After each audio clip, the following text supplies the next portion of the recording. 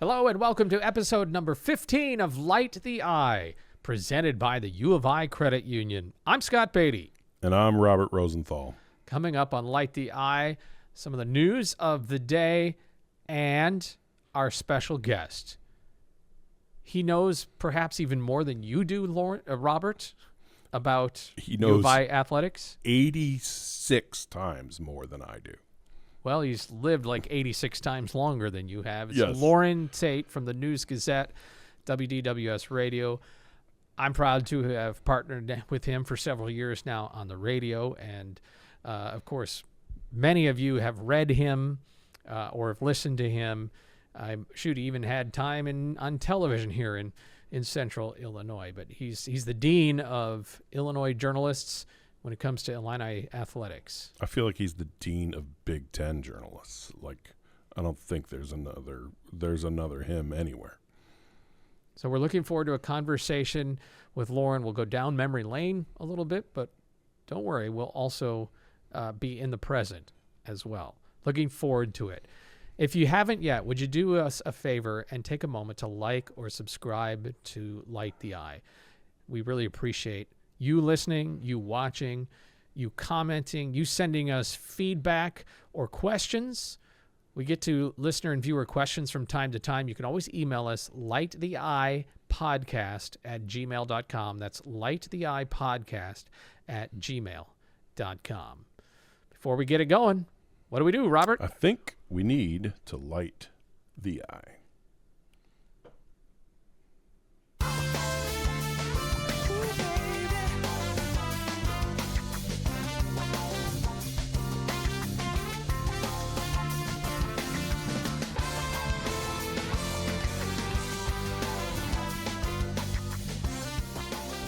We're in the Center for Innovation and in Teaching and Learning, CITL, here in the Armory.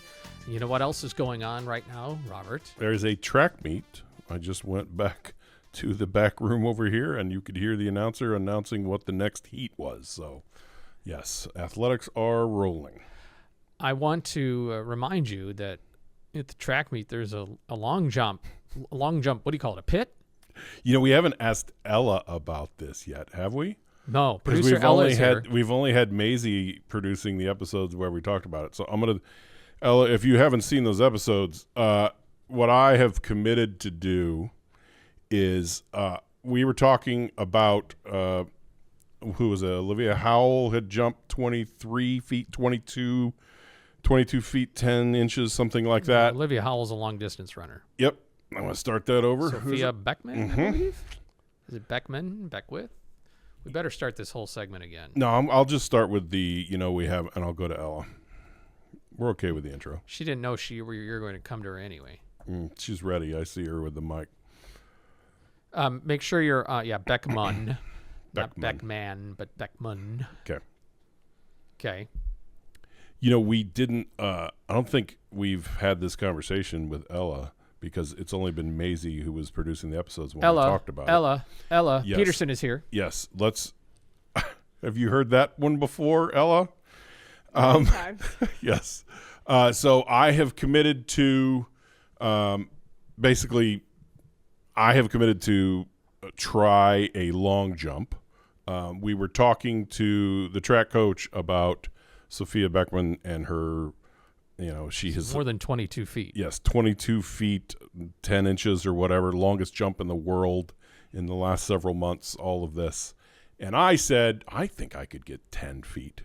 And so... You didn't say this to Petros, though. I just said it to you. Right. I just said, I think I could... On this pod. Right. I said, I think while I could we were jump recording 10 feet into a pit of sand. And, Maisie ran track in high school and went to state in long jump and triple jump. And so we talked to her about it. She said her PR was 17 feet something. And I said I could get 10. Ella, do you think I could get 10 feet? Going out there right now, running start, the whole jump off one foot for some reason has thrown me off. For some reason, I thought you would kind of get a little help from the other foot. But jumping not off, the 53 years old and out of shape? Yes, none of that. That's not just throwing you off? The 1 foot. Do you think I could get 10 feet? Okay. I have some faith in you getting 10 feet. Yes. I think there's definitely a shot. I know Maisie was long jump in high school. I went to state for distance, so I was a 4x8. Okay. So my experience with any type of jumping is so incredibly low. Okay. So I think the odds, we could go toe for toe. Okay. With who's going further. I think Maisie gets to coach me, right? Didn't we agree to that? She gets to give me pointers as to what to do. Like, I'm worried about getting close to the board. I mean, let's be honest. We're not going to find anybody who's going to allow us to do this legally without signing some kind of waiver. So we're probably going to go to Rantoul High School and just jump onto the track and try it. Well, it's a balmy day here in East Central Illinois. Yes. At 0 degrees or whatever it is. Yes. Maisie's answer was, I would love to see you jump 10 feet. She took the politician answer. No, it was even better. She said, I would love for you to jump 10 feet. I would love for you to accomplish that. Yes. Which I think I interpret her to be saying what I said. No shot. Did you ever try it, Ella? Like, have you ever attempted long jump, or you were just always sprints and distance? I was never sprints. I played soccer, so that's where I got the sprints in. Got it. But distance, I stayed so far away from anything jumping. Okay. Yeah. Okay. Well, I'm gonna see what I can do. It's 10 feet. Okay. It's 10 feet. Me to that wall behind you is about 10 feet. I could jump from you. Running start, I could jump that. I think I'm gonna do it.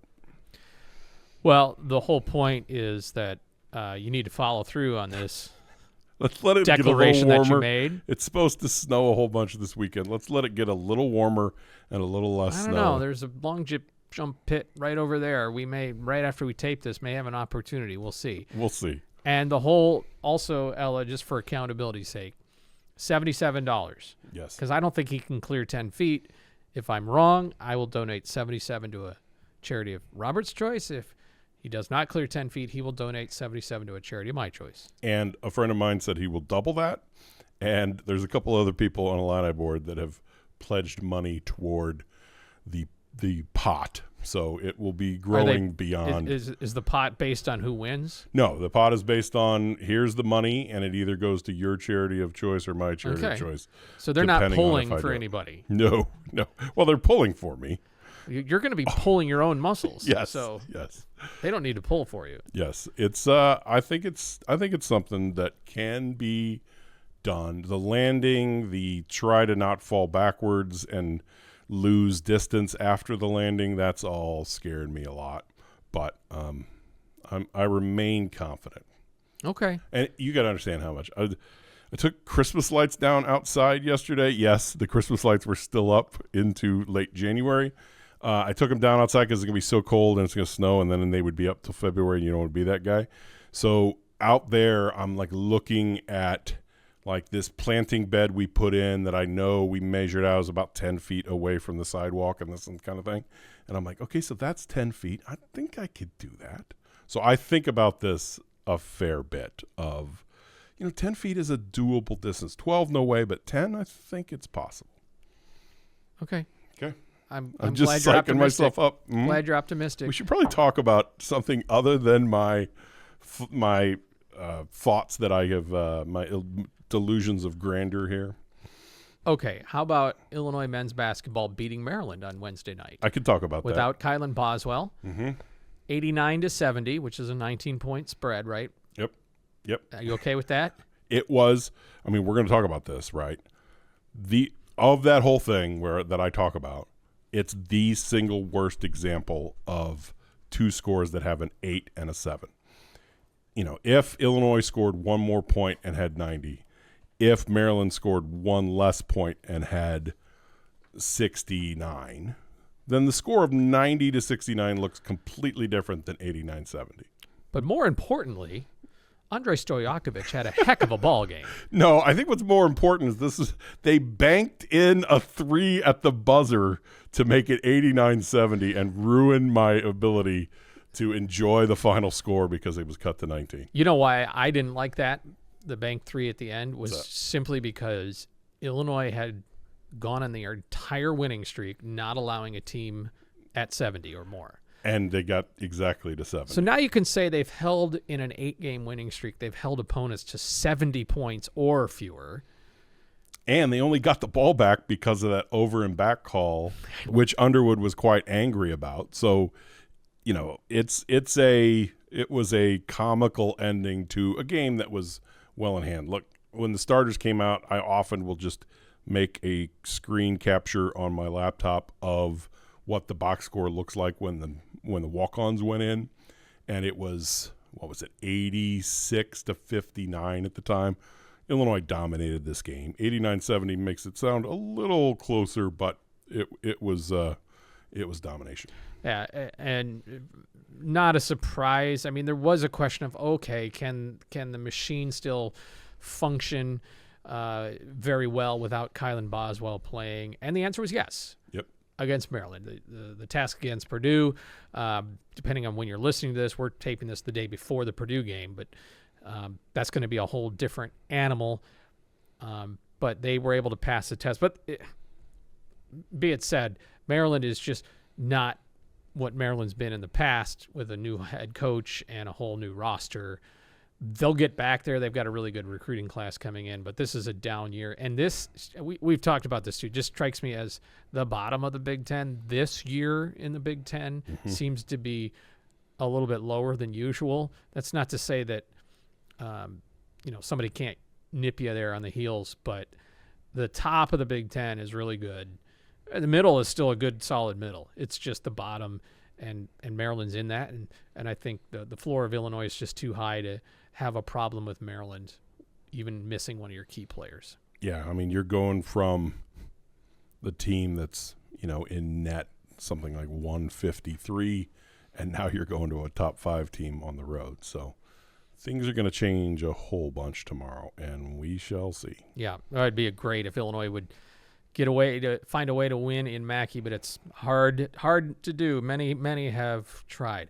All right, the other news to share with you all, and I'm going to bring up a name that I posit that maybe a good majority of average Illini fans, I don't mean average in quality, I just mean I know what you're saying. Typical The Illini typical fan, Illini fan cannot name anybody in athletic administration except for Josh Whitman as the athletic director. He's the public face. But his right-hand guy, the number 2 guy, Roger Denny, was just announced as the new athletic director for Oklahoma University. University of Oklahoma? Uh-oh. OU. Oklahoma. Oklahoma For University. OU. So congratulations to Roger Denny. It was basically the deputy AD at Illinois. And again, most fans don't know the breakdown of administration and who does what. And I understand that, but that's a pretty vital role and does a lot behind the scenes, particularly as the sport administrator for football. So congratulations. He's jumping to an SEC program. Yep.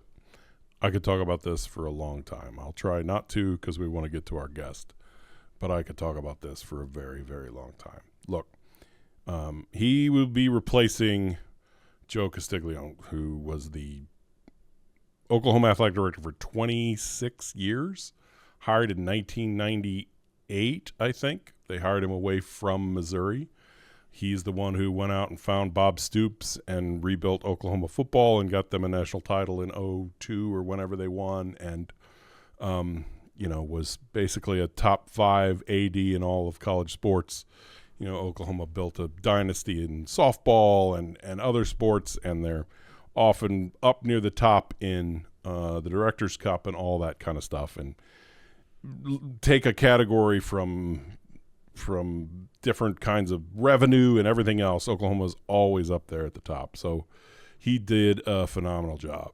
It's very, very, very striking to me that when Oklahoma was looking for an athletic director the last time, they just went and overpaid for Missouri's AD. They said, hey, come here, we'll pay you a lot more than Missouri's paying you, and he left. This time, they hired the number 2 guy at Illinois, and I don't think I could even find the words to say how massive that is. I made the point on Twitter earlier, and I stand by this, that the best comparison I can do for this is when football programs are out looking for a coach and they want to get somebody from someone's system, so they just hire one of the assistants from that program. I use the example of Nick Saban. People jumped on me on Twitter of like, oh my gosh, you're saying that – I'm saying that Josh Whitman is a top 5 athletic director to the point where Oklahoma, a top 10 program in terms of athletic revenue and everything else, has said we need that recipe that they've got at Illinois. Roger Denny was a lawyer in St. Louis. Whitman personally recruited him. His first job in athletics administration was here at Illinois, starting in 2021. Oklahoma is hiring an athletic director that has 4.5 years experience in college athletics. So, I mean, I don't want to talk like qualifications here, but they're hiring. They're not hiring somebody because he has this long track record or because he built up Wichita State and is ready for a bigger job, or even that he's been, we've seen Texas A&M and Ohio State just going out and overpaying for athletic directors of like, well, who's the top guy? Let's just go overpay for the top guy or woman. It's been like this for a long time that's what the big programs do. And it is striking that, look, Missouri lost their athletic director because they couldn't afford to pay what Illinois can pay, what Oklahoma could pay in 1998. Not only is Josh Whitman untouchable in Champaign, but I imagine this was a call to Whitman to see if he was interested, and him saying, nope, I'm good with my alma mater, but my number 2 guy is pretty bright, and he's done a lot to advance some things in the 4 years he's been here, and they interviewed him, and he got the job.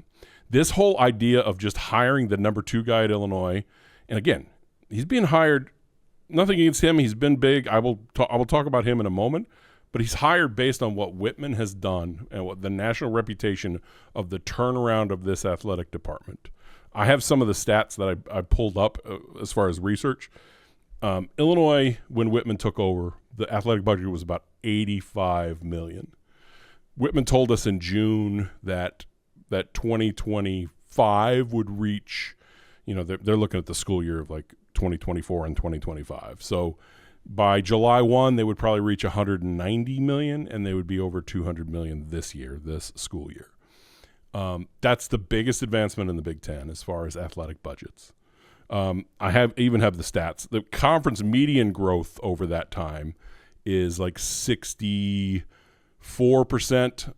Illinois' athletic department budget growth is 102% over the last 10 years. Illinois went from, 2015, 2016, 2017 being like the 40th largest athletic department. This year, my guess is somewhere between 12th and 15th. I've written articles where I've compared it to Oklahoma of what their budget was, how far Illinois was behind Oklahoma before, and how close Illinois is to Oklahoma now, just in revenue brought in from this and ticket sales and merchandise and the growth of everything that we've seen. And so for that to happen, like, that's the Sabaning for athletic departments, right? Like, everybody wanted to hire a Saban assistant because it's like, whatever they're doing, we need that. Whatever they're doing, we need to win football games that way. Go hire his offensive line coach to be our head coach. Let's just do that. We just need him, what he's learned there, and him to bring it here.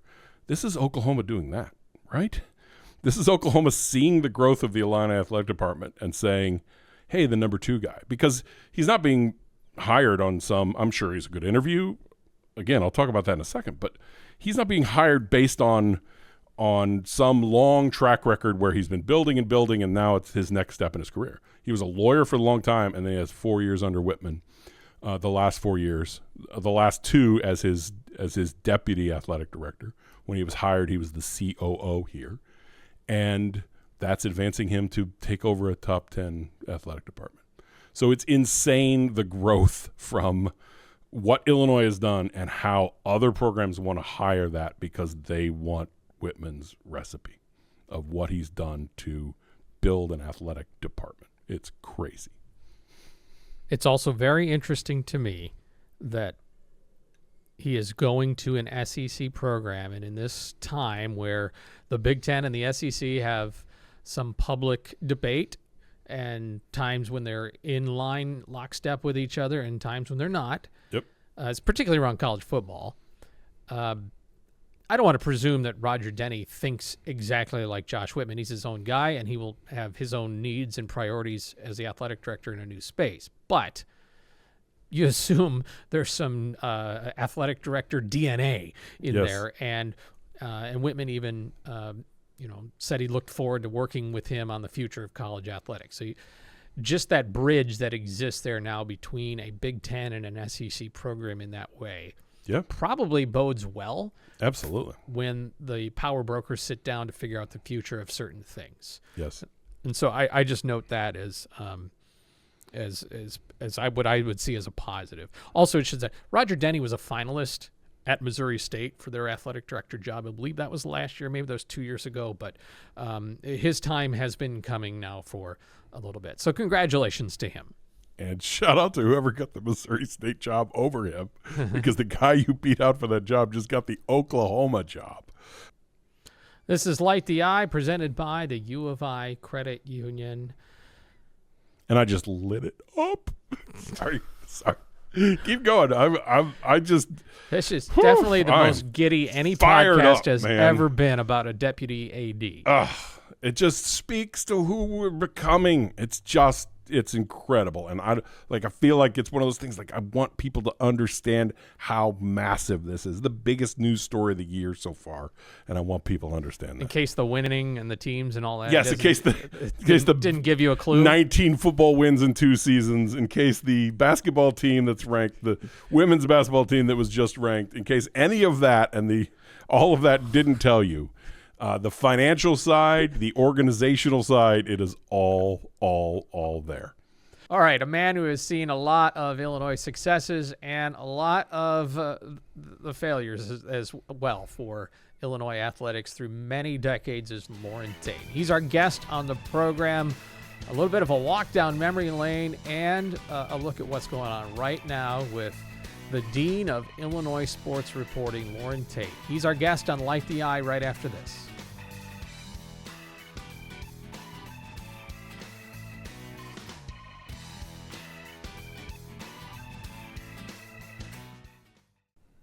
Our guest on the program today is Loren Tate. He has been a columnist, writer, and broadcaster with the News Gazette and WDWS Radio in Champaign since 1966, covering Illinois, his alma mater.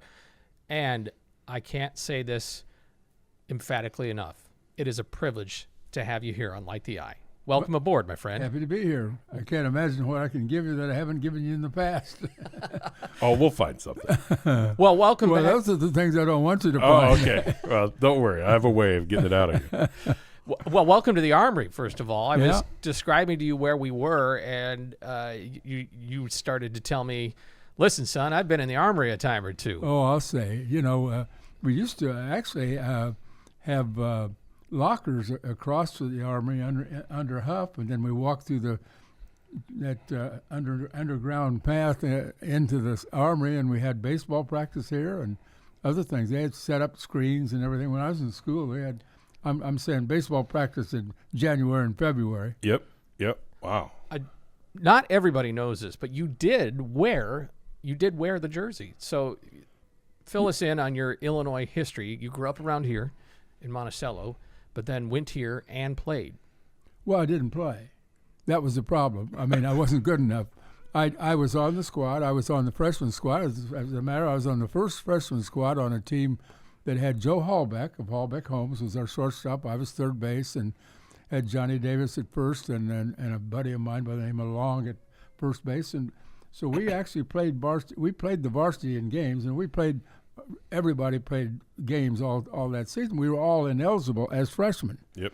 So I was on that baseball team, and I didn't make it my sophomore year. My junior year, I thought I had a real chance. I'd moved to shortstop, and he hired. I didn't hire. You hire them these days. You actually recruited. You recruited a guy from St. Louis, from his own hometown. Lee Albrock did. by the name of Vince Fagenbutz. And Vince was a little bit bigger, had a little better arm, he's a little better hitter, and could run a little faster. And somehow he beat me out for that shortstop position. Just by running, fielding, and hitting better? That's all. That's all he could do better. Doesn't seem fair. How was the Armory used? So you were a student from, 49 to 53? Is that correct? Mm-hmm. How was the Armory used then? Well, they put up screens in there, and of course they didn't prevent people from running on the outside. Yep. On the track. Sure. But the quarter-mile track was still there, and they practiced track all the time. But inside, screens were everywhere. Yeah. We could pitch and we could hit. We could take infield. Sure. But we had room to do that. But the outfielders were not used that way at all. Was it still like, ROTC based of like, the history of the building was an actual, at the land grant schools, they built these armories that we're going back to war times and such. Were there still functions of it like that back then? I was in ROTC taking classes here. Yeah. Yeah, I was in. Yeah, when I went into service, I went into 2 years of service from the ROTC here. Mm-hmm. Yep. ROTC is still here in the Armory. Yep. Mm-hmm. Yep. It's crazy. It's crazy. Yeah, and to make a long story short, I went out for the basketball team. Didn't make that team either. That would have been, let's see. Well, that's almost Whiz Kids, right? I guess it's no, it's after Whiz Kids. Okay. The team that I was on, as when I was a sophomore and when I was a junior, we went to the Final Four both years with mostly a team in my class: Bredar, Bamoris, Falmer, Peterson, Baumgartner. We had all those guys were on the team, and when they were sophomores, they had Don Sunderledge and Ted Beach were the seniors on that team, and Rod Fletcher was the only junior that played much.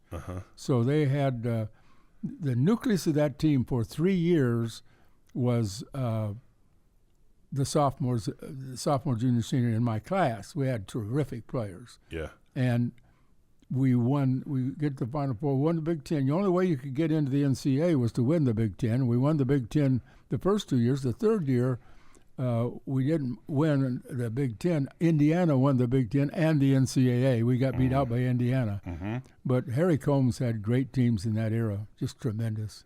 He went to the Final Four in 49, 51, and 52. Yep. And all games were at Huff. The tunnel, is that the old steam tunnels or what tunnel was between the Armory and Huff? Oh, I don't know. It's just a tunnel that everybody went through. I don't know. I wonder if it still exists today. I think it does. Okay. I'm going to go searching for it at some point. But when you were running around here at the Armory, did you ever stop and think, one day I'm going to be in this building recording a podcast with two yahoos? Podcast didn't exist until he was that's right. in his 70s. So I just want to mention, you're 94, and Sharp is Attack. And where are you headed after this program? Well, I'm going to my daughter's birthday party down at the Farrens. She's 70 today. Your daughter is turning 70. Well, she's the middle daughter, yeah. Yes. Melinda's 70, will be 72. She probably doesn't want us to know that. But you winced when he said Sharp as Attack. You just named every player on the 1951 Illini basketball team. Well, don't ask me every player on the 1961 team because I can't do it. That's because you were in Hammond. If you were here, you'd be able to do it. No. I lived with those guys. I knew those guys. I played with those guys. I mean, they were all my friends. They were buddies. I mean, I took Bob Peterson, our center, over to Monticello one time, and he walked into my grandmother's house, and she looked up. He filled the whole door. He was so big she'd never seen anybody that big before in her life. Now, you also didn't you live with Chuck Borio on the football team? Didn't live with him. I lived with Sunderledge, but I played a lot of poker with Chuck Borio. He was in our poker group. were you a good poker player? Well, sometimes when I had good cards. That's like coaches, right? When they have good players, they're good coaches. I don't know. I made a little money. I kept a record on it, but I didn't like to lose. I didn't like to lose my money, so I'm a little bit cheaper than most. And what a time to be here, because that's, 3 Final Fours in 4 years, right? And then in 51 is the last claimed national title for Illinois football. There were like 4 that lay claim to it that year, but one of the, polls or whatever. Yeah, I picked went to the Illinois. Rose Bowl that year. Yeah, I mean, it's just what a time for Illinois sports, right? Well, we won wrestling, we won track, we won a whole bunch of sports. Yeah, At that time, we were just the dominant team in the Big Ten in all sports. yeah, It's incredible. yeah. I think we might have had, you count indoor and outdoor track and everything, I think we're pretty close to 8 championships in 1 year, Wow, 1 school year. wow. Is that possible? I guess. I mean, it's hard to do now. Well, you got 18 teams in there now. That's a little different. Was fencing around back then? When was Oh, the yeah, we won okay. the fencing. Yeah, because they were like 15 of 18 Big Ten titles or whatever. Oh, so, yeah. Yeah. Yep. Go ahead, Scott. I've said this to you before. I want to say it again. About, what was it, 10 years ago or so, I had the opportunity to step in as a regular host on the radio at WDWS with you. Mm-hmm. And I was a little intimidated, I guess, by the I'm moment. not scary at all. No, I guess not. But you could have made it scary, and you didn't. You had a large reputation, and I just appreciate how the way that you just welcomed me into the fold. The only thing that I have done that's really outstanding is I've lived longer than most of the people that I grew up with. That's the only. There are guys that are writing for the News Gazette now that can write rings around me and talk rings around me. There are just a lot of guys that do everything better, but I stuck around longer. That's all. Okay. But I always will remember this. I asked you one time, and I want to see if you still stand by it. Thousands of hours you've spent on the radio, not only doing shows, but broadcasting games as well. But, of course, the many, many inches and words you typed. When I say, what's your career? Do you say I'm a writer, or do you say I'm a broadcaster? Oh, I'm a writer. Yeah. Oh, And yeah. you're I the mean- ultimate. I mean, you were also on television Yeah. over in Decatur on WAND. You're the ultimate multimedia guy before it was cool. You know what I did that nobody knows? I was the first person to ever do a coach's show. There was no such thing. Ray Elliott never did coach's show. Pete Yep. Elliott didn't do a coach's show. Harry Combs wouldn't do coach's show. But Harry quit coaching after the first year I was here. I ran into a slush fund, and Harry got fired. And I became real good friends with Harv Schmidt, our basketball coach, and I talked him into doing I think it was a half-hour show on Channel 15. And we did that show and I paid him, whatever it was. And the next year, Channel 3 offered him like 3 times as much money, and I found out what a friend was. That's great. Well, I know you want to talk about present time as well, but I just wanted to say thanks. And you've had a long career, and the thing you've always said is, I haven't worked a day in my life. Well, I know I haven't, and I really haven't worked. I mean, today I spent hours today reading and trying to get some information that I might write about, and I spend most of my time I'm working, if you consider reading about sports, because that's what I do, or watching sports. Mm-hmm. But no, it's not. It's something I do anyway, so I might as well get paid for it a little bit. Yeah, yeah. I mean, I like that you say you identify as a writer because, I'm 53, so I'm growing up in the 80s, and, you're the columnist here in Champaign, but you're syndicated at the time. So talk about how, again, everybody wanted to know what Loren Tate said about the game. That's how it worked back then. And I decided one summer, Mhm. I started making trips around. You can't sell yourself without being there personally, I Sure. felt. So I drove down to St. Louis area and got a paper down there, and then I got Charleston to come on, and then I went up north and got some paper. I had about 12 papers at one time, but I never followed up on it. I mean, and I wasn't getting paid much, at like $10 a column or something like that. So, but it was a nice little income. I was two a week in the beginning, so I made some money, but I had to keep track of it for taxes. But I just didn't follow up, and as time went by, this one drop off, that one drop off. They get new management. This got sports editor be different, and then by the way, newspapers started falling off too. Sure. So the next thing I know, right now I don't have any other than I have really one, but I don't take anything for it. I just give it to them free. Sure. I mean, when faxes came along, there was Tate lines. Like people would I did it when I got my first job. I was like, how long did that go? Like when it was just like, hey, you could get a fax of your column sent to your fax machine. I don't know because I didn't do it. Interesting. Okay. I don't remember exactly. And the time has just gone by. And, I get it. But the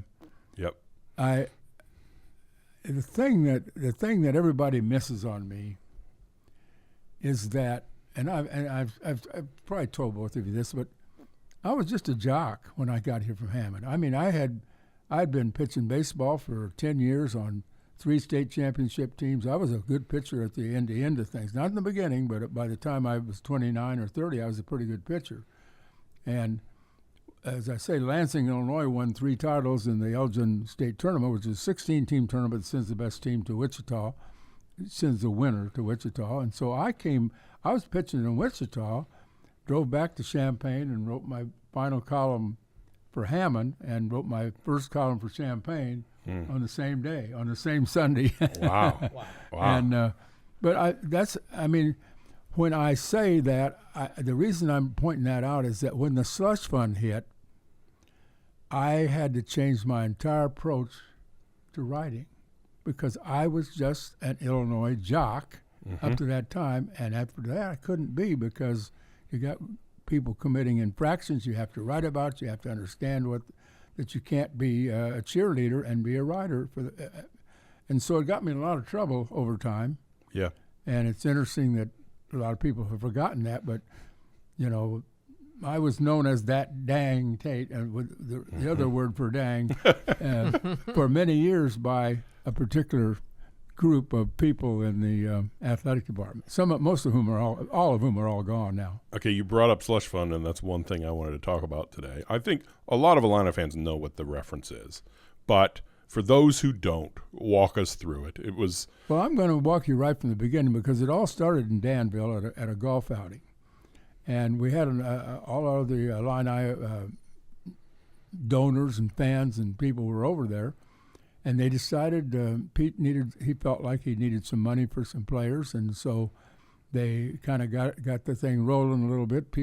My uncle in Hoofston contributed to it. He didn't even know what he was contributing. I said, "You're part of the slush fund, you know."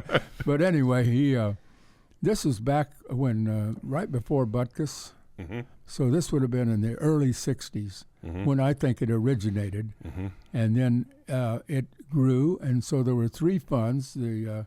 The athletic director had a fund, the basketball coach had a fund, the football coach had a fund. They were all in the neighborhood, and I can't get this right, but it was in the teens or $20,000 in a fund, per fund.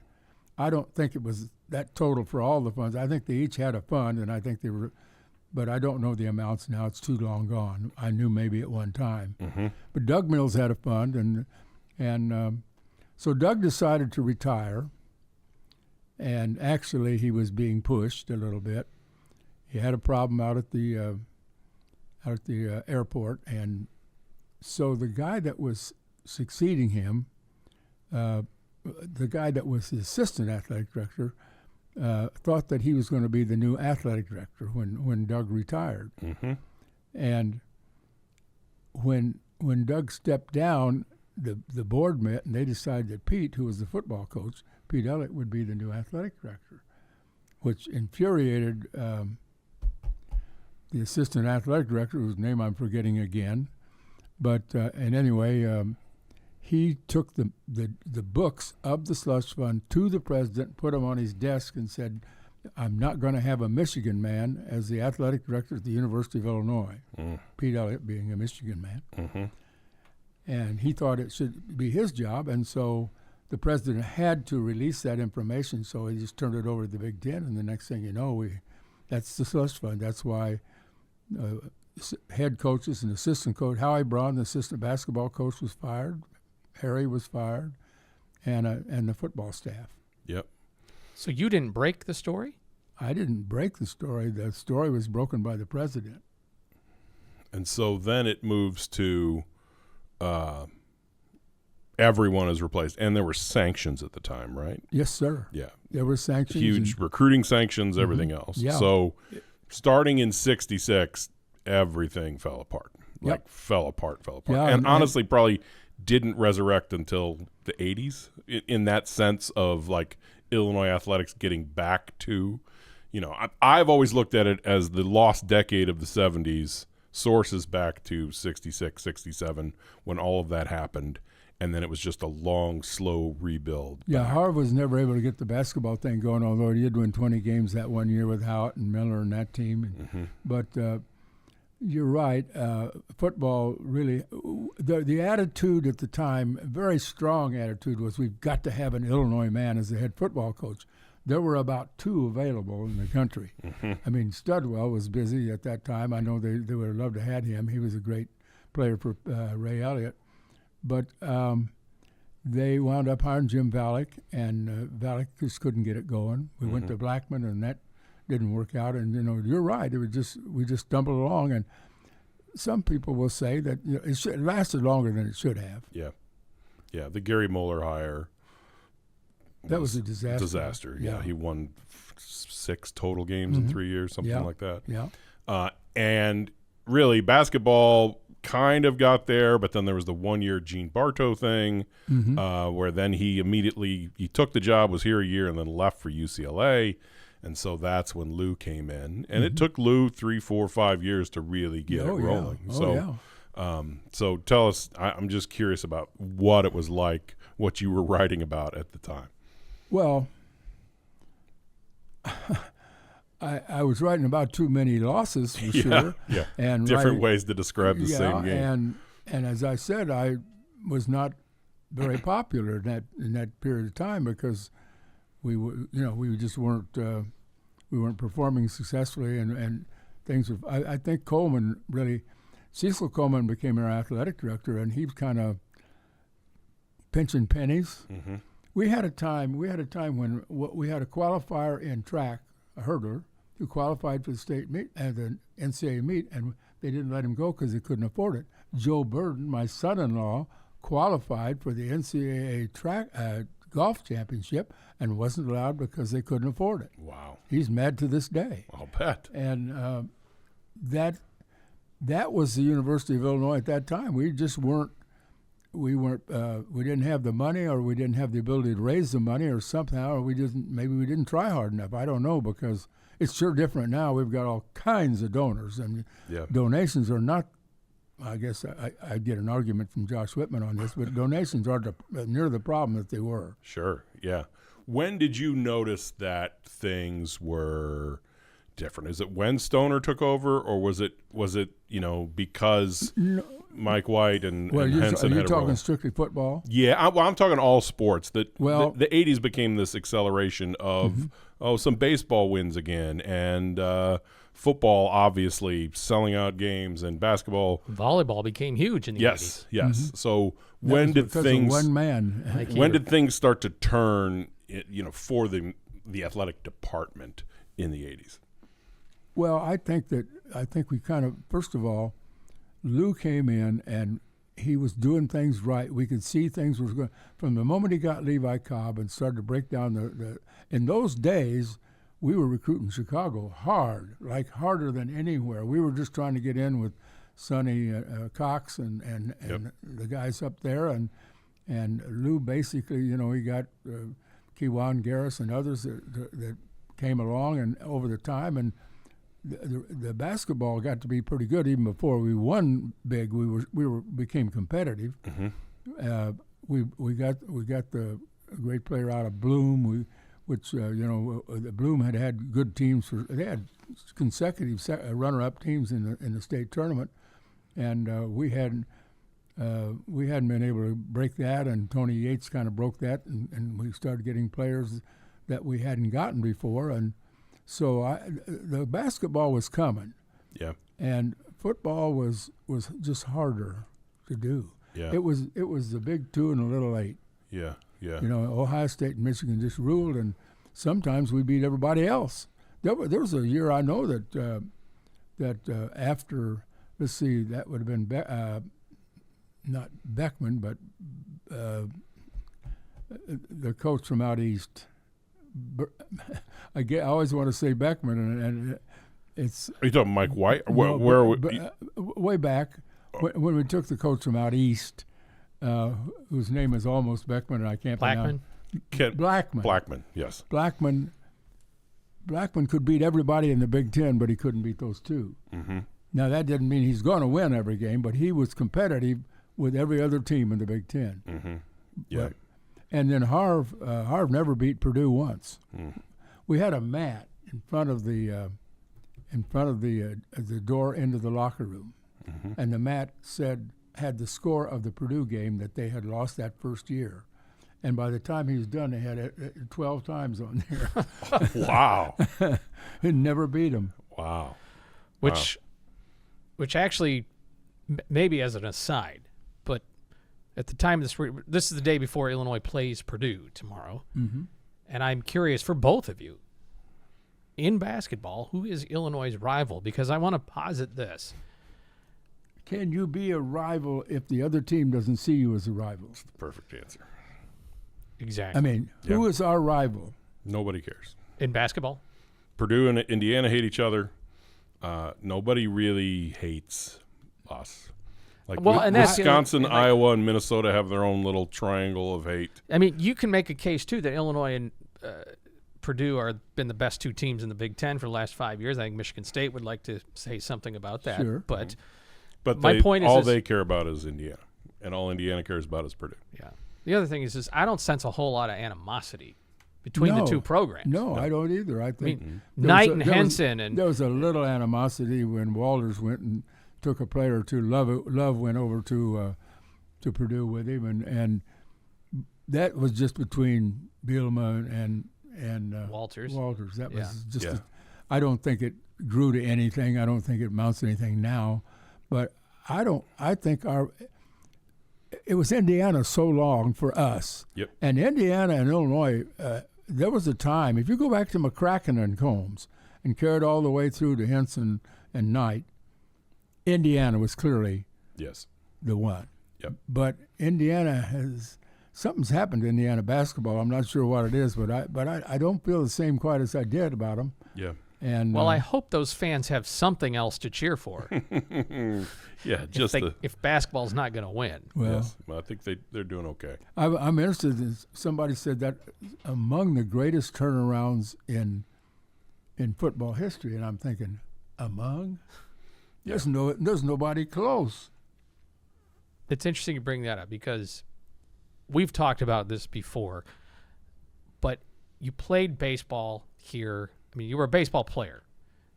And in my mind, at least for so long, you're associated more in my head with basketball because of the Flying Illini, because of the championship, the national championship runner-up run, and your relationship with Lou.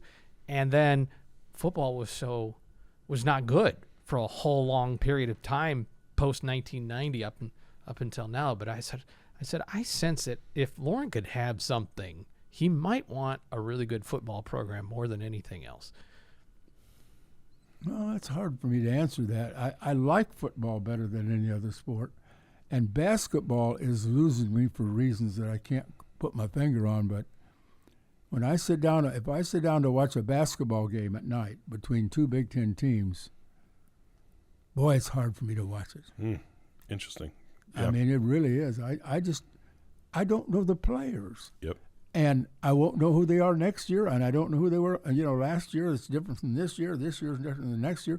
Now Illinois is doing the same thing, but I know I'm there every game for them. But other than Purdue, I mean, how many teams do you know the players before the season starts? I've had that conversation several times with friends about college basketball, about how our conversations used to be. You would say, "Oh, remember the Sean Respert Michigan State teams? Remember the Roy Hairston Purdue team?" There were always these like moments that you would say, well, those were the big dog years at Purdue, and that's why they were so good. Or that was when Mo Peterson and he was the anchor for Michigan State, or this and that. There were always these relations to like players who were there for several years and they had that group of teams, and it just doesn't exist anymore. When Gene Vance was athletic director, and after Gene Vance was athletic director, he had a home over on Knoll Street in Champaign. And after the season, we would all meet over there, a bunch of us, and Lou would be there, and we would sit down. What do you think we'd talk? Who's going to be on the team next year? Yeah. At the end of the season, that's what we'd have an actual party over there and decide, okay, well, I think he'll start. They might have to move him to forward or center, or we'd have all this discussion. How do you have that discussion now? Can you tell me who's going to be on our team next year? Yep. I can't. Not at all. Robert has this discussion with himself every night, for football at least. That's Well, correct. Yeah. You have your own party for who's going to be on the team. I have my own charts, my own graphs. But yeah, it's a totally different era, and I think it's a little easier in football because you didn't like you would know the names of the quarterback, or you had the running back who had 1,500 yards, and that was his team. But football has so many names that it wasn't just like basketball was of like, oh man, that Ken Norman 1987 Illinois team was so sneaky good, or you just would identify players with teams and this and that. And I think that's why it's a little easier in the portal era in football. You're kind of learning a bunch of new names every year in football as it is. But in basketball, you just were never doing that. But I studied the names like you do, and it really shook me when I saw 5 rotational or starter defensive linemen up and walk out. Yep. That's guys that all had eligibility left. Had eligibility and would have played a ton of minutes next year. Oh, yeah, and they're all gone. Yes. And out of our first 14 players in the front 7, out of 2 deep, we got 3 players back, none of whom were starters. Need a bigger slush fund? Well, Just kidding. I mean, Well, legal slush funds now. I so. think it's a legitimate question how good Illinois can be next year in football when we've got to have new players, and the players have to be pretty good, and we don't have maybe one defensive lineman that I would consider a really top catch, and the others are, you get a guy Sullivan from Washington who hasn't played for 2 years at all, and we got another guy that's from Jacksonville State, which scares me, and so I think it's a legitimate question about a lot of teams. Not just Illinois. How good is Indiana going to be? Can they really do this again? Right. I mean, I think they're going to be awfully good. I don't think they'll go undefeated again. Yeah. But I just saw a chart that was put out on Twitter, and I've got to find the source on it. And I think you kind of wrote about this, Robert, recently too.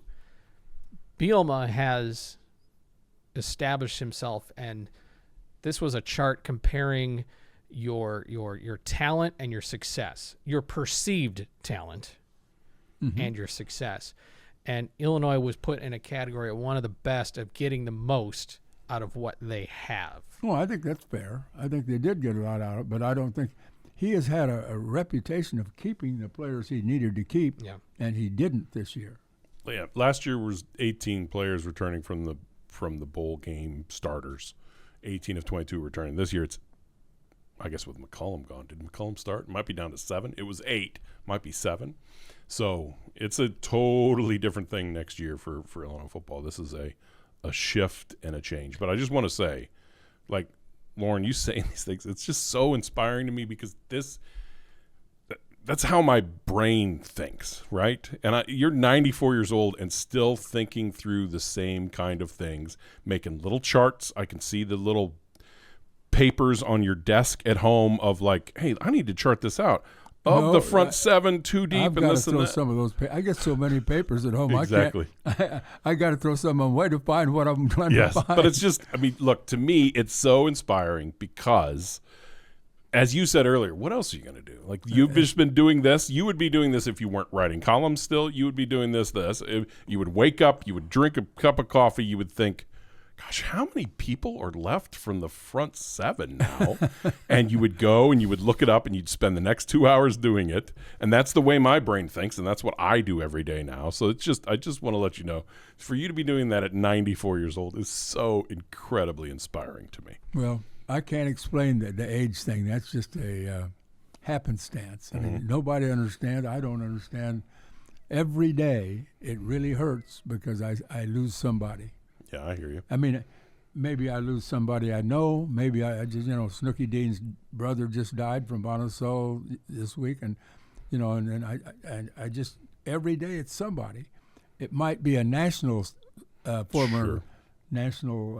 I mean, maybe it's a Hollywood actor that I saw in a movie 50 years ago, but you know, it's somebody I kind of know of or know, and it's brutal. Yeah. But the great thing for me, I'm the luckiest guy in the world in this sense.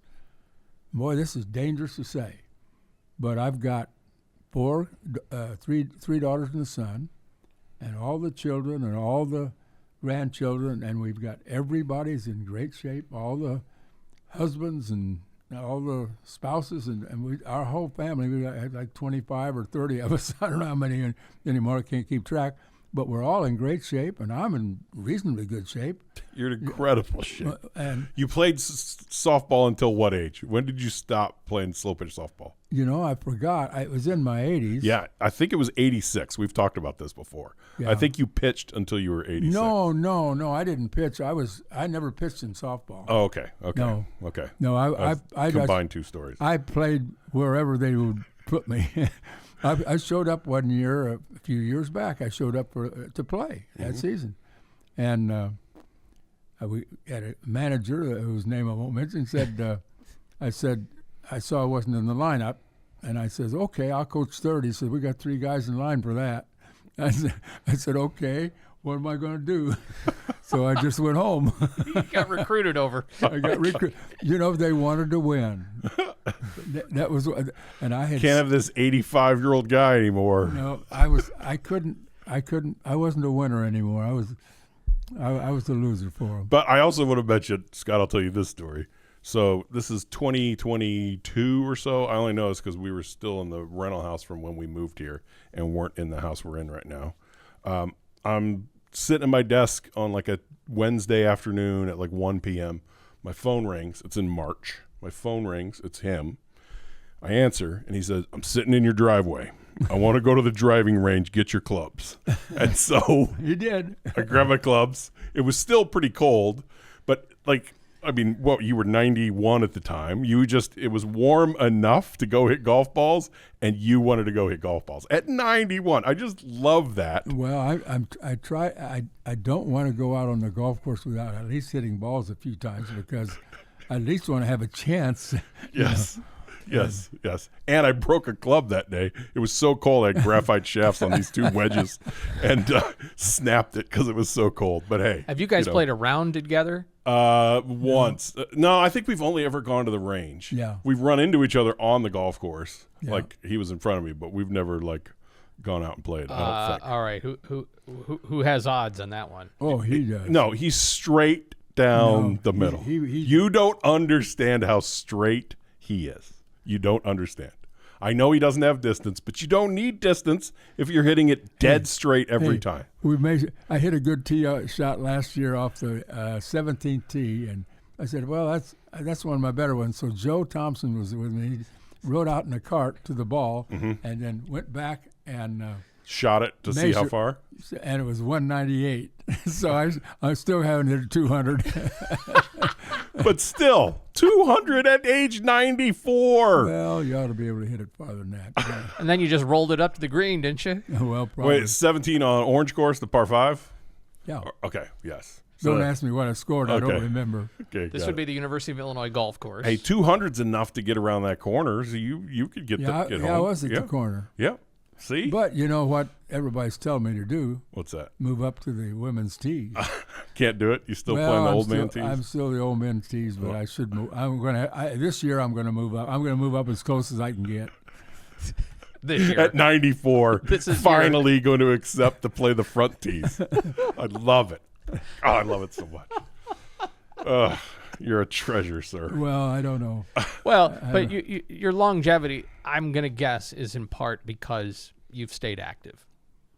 Well, I Physically. think everybody says that. I mean, and I think that's possibly true. But you don't know about this life. My dad died when he was, I guess he was 29, something like that. I was in the second grade in Hoopston, Illinois, and they took me down to Kentucky because he had lung cancer. He had tuberculosis, and my sister died when she was 1.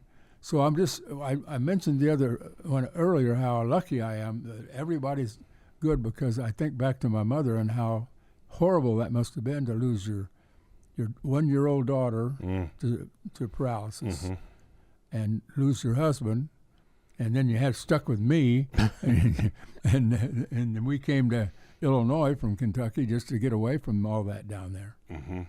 Actually, we came up here because her dad lived up here. Yeah, yeah.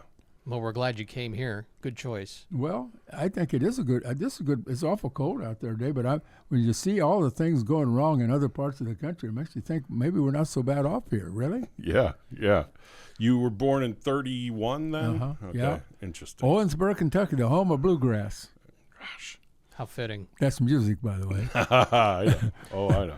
You mentioned your 4 children, and all 4 are here in town? Yeah, they all moved back. I mean, Loren never left, but Travis moved back. He was in the NBA for 2 years. He was at Utah and then at New Orleans, and then he had a G League team, and he was a SID for a G League team out in Idaho for 2 years, and then he came back here, works for the university, and then my 3 daughters, Melinda moved back from Chicago with Joe, and then Kathy had been gone, but she's been here most of the time. That the thing that you two have in common is you're both grandfathers. That's right. As far as I He's know, a little you haven't. older grandfather He's got than great grandchildren though. I don't have any of those. I'm only 53, but yes, yes. You don't have any 70-year-old children yet. I don't. I think Travis was born when I was 53. Really? 54 really? Maybe. I'll tell my wife that. Start over. Maybe it's time for another round. Before we let you go, because we did get into some of the present basketball outlook here. Well, I think we have international recruiters that are going to bring quality players. As long as we got the money to pay them, I think we're going to do well in that area. Although I see the whole world opening up with these G League players being allowed to play. We're going to find out, how many by next year. I'd say there'll be a dozen probably. Mm-hmm. What's happening is that a lot of the players that are a lot of the guys that get in the draft or intend to get in the draft and don't get drafted and don't go back to college, and they go in the G League, they find, oh boy, this is no fun playing in front of 12 people, and you got guys coming down who's only out there to play for himself. They're not playing for the team, boys. They're playing for everybody's playing for himself. Every man for himself. Yep. But you go back to college now. You do have to go to class, and that would keep Kofi from being interested in trying to break all the rules and come back. But this is going to be wide open, I think, in the future. Yeah. You take somebody like David Mirkovic, probably not an NBA player, doesn't have the athleticism, this and that.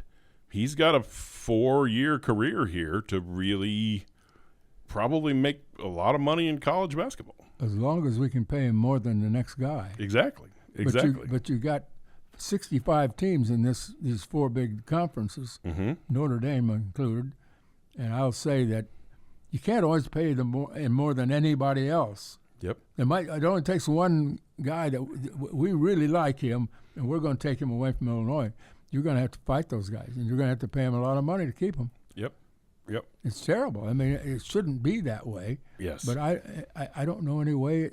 I don't see it changing very soon. Yeah, I agree. It's hard how do you tell somebody like that? Well, just put your name in and see what the offers are. You can still come back. Just see what other people are going to offer you. What's Wagler going to do? Is he going to a pro? I think he probably will. I mean, there's a mock draft yesterday that had him at 11. So. Yeah, I saw that where he's 11, and we got a couple other guys in the 30s. Yep. So. Yep. See, here you guys are talking about who's going to be on the roster next year. Well, who's not going to be on the roster next year? We can do that, can't we? That's right. Some folks may be taking this episode in right now after Illinois-Purdue, so I don't know if it's worthwhile, but I'm still curious.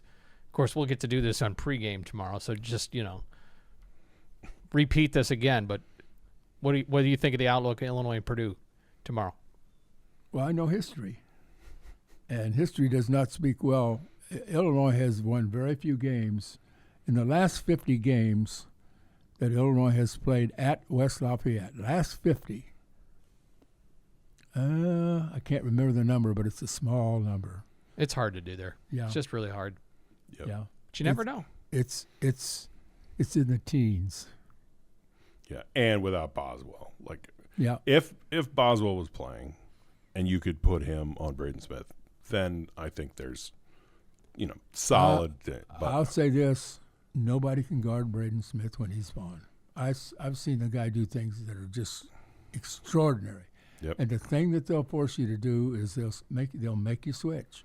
Yep. Even if Boswell's on him, they'll make you switch, and he'll have somebody else on him. And if he decides to take the game over, I've seen him do it. The Iowa game still strikes me as just miraculous what he did. Mm-hmm. They scored behind 48-39. They scored 16 of 17 possessions, at least 1 point. That's all coming off the top of the dome there. That's all coming from his head. The 94-year-old brain there, Mister. No. I don't have it anymore, Mister. I don't have it. He's just pulling out all of those stats right there. It's just remarkable, Lord. It's just remarkable. I don't think so. I know you're going to be like, it's not something. Well, But it's just remarkable how your brain works. It's incredible. well, I don't think there's anything special about that part of it. I think anybody that there are people. Let me just say this: Scott Ritchie retains better than I do, and he's a good writer, and he's the beat writer for the News Gazette, and he's really good. And when I'm trying to write in the same newspaper with him, and I'm going to write about the Purdue Illinois game, I've got to come up with something different because he's awful good. Wow. I just want you to know that your brain at 94 is still amazing. Just need you to know that. Well, And it's yeah. a privilege to be able to work with you on the radio, and we're honored that you would spend some time with us here. Absolutely. Well, I always love talking. All right. That's all I do. Well, if we're you going say to do that, it again. we might have you on again. At least we're better off than we were at one time recently when both of us had throat trouble. I had it, and you had it yes. both. We had one day you couldn't even talk. Remember that? Yep. And I had some days where I didn't think mine was coming back. My larynx is torn, and I'm just trying to get by. What's he going to do if he can't talk? I don't know. This is the moneymaker right here. I know. It's not the face. It's what's in here. Yeah. Well, thank you, Loren. This has Yeah. been great. We Appreciate really you, sir. appreciate it. Thank you. Loren Tate is a Hall of Fame basketball writer and more, covering Illinois sports since 1966. And it's our pleasure to have him here on Light the Eye.